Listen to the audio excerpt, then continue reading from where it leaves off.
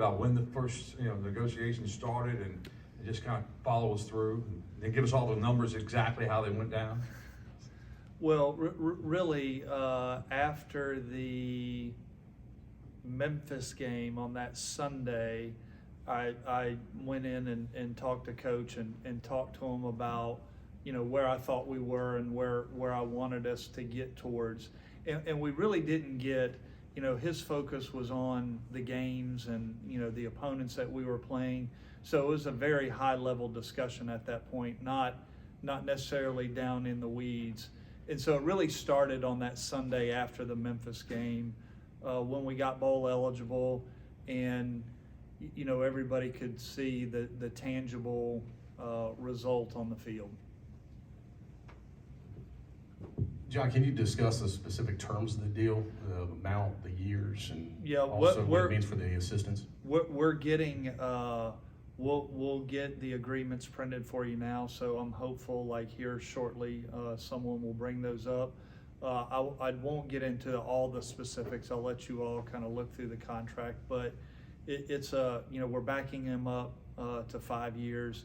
He had 2 remaining, so he added on an additional 3 to 26. And if you look at kind of where we started, both Mike and his assistants were at the bottom of our league as it relates to salary and salary pool. And so I felt like it was important, if we all want the program to be where we want it to be, we need to continue to invest. I thought it was really important from a stability standpoint, not only for Mike, but also for the assistants. And so we're working on the assistant pool as well to make sure that we're able to secure those guys for the future.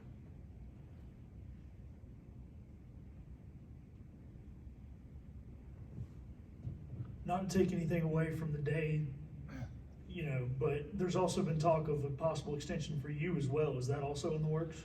I've talked to the, I'm happy here. Katie and I love living here.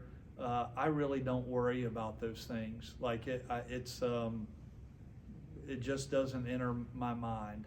The chancellor and I have talked. Hopefully we'll get something completed in short order. Not really a focus for me. I'm happy being here. Love living in this community. I love our fan base. We're not done. I think as it relates to our entire athletic department, we've got so many things moving in a positive direction. I've got a lot of work left to do. It's really going to take everyone to get there. Our Pirate Club, the donors in our Pirate Club, we're going to be talking to them in short order about what a capital campaign would look like, getting them to help invest in all of our sports teams, all of our infrastructure to help grow this. But because as you look across the landscape of our conference, both those members that are with us now and those that are leaving us, the programs that are elevating themselves and creating new opportunities, it's all coming from investments that they made long ago.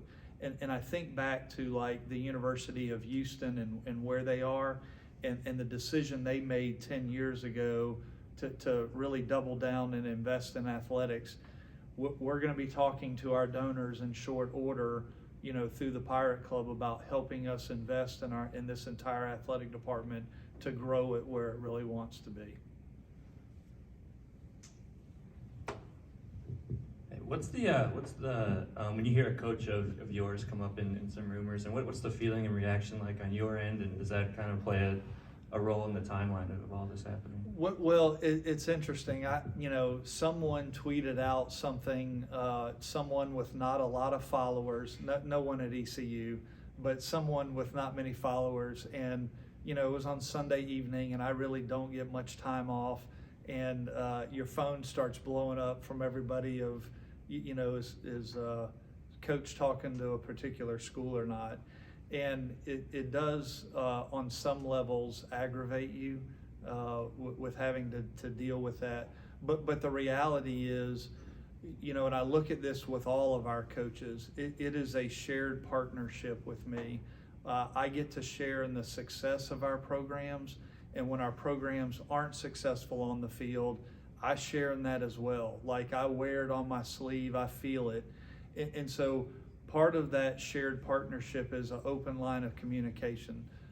Coach Houston mentioned that he and I talk every day. I make sure that there are no surprises. And so my dander was never really exercised when all that discussion was happening, because of the conversations that I'm having with the coach, knowing where we stand and what we have been discussing from a term standpoint. So it creates a lot of stress from a communication standpoint with the outside world, who sees this and wants me to react to every one of their questions, which you have to do in short order. But internally, I really was not concerned, based on my relationship with our coaches and how we communicate with one another. And I just firmly believe in that. I know when Coach Houston was at James Madison, he had an agreement about the indoor practice facility in his contract. Is that something that y'all talked about at all, or is that more like a verbal agreement? No, and I would never, I don't believe in that. Like, if I say we're going to do X, we're going to do it. I don't feel like I need to put every little thing in a contract. I'm interested in an indoor practice facility. It makes a lot of sense on a lot of levels. And when you look at it, I don't look at it as something that's strictly for football. This is something that baseball, softball, soccer, lacrosse, every outdoor team that we have would have access to something like that. It also makes a significant statement from a recruiting standpoint. Most every Division 1A school in the state of North Carolina, other than maybe one or two, have an indoor practice facility.